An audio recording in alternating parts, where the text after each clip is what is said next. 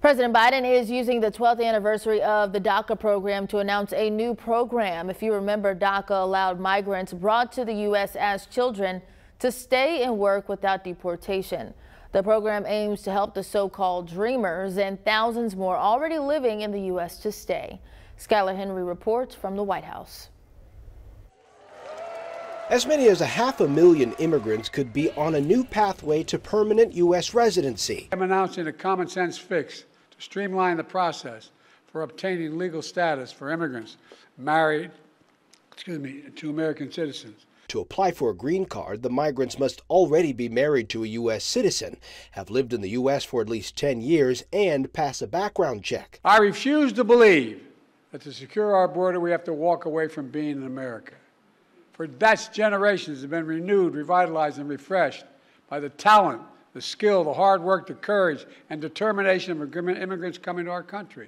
This new policy comes after Biden saw major pushback from progressives who disagreed with the crackdown he announced earlier this month to try to limit the number of asylum seekers crossing the southern border. It is not how I would have approached it, but I do appreciate that right now what the president is doing is he's saying families are important to Americans and that we are going to do everything we can to protect the spouses of American citizens. I think all these are both him trying to have his cake and eat it too. In the one sense, saying he's going to shut the border down, but in the other sense, reassuring his progressive left that he's still going to be sensitive to letting people in. He's just got a political problem. The Trump campaign slammed the policy, saying Biden has created another invitation for illegal immigration through his mass amnesty order. Skylar Henry, CBS News, the White House.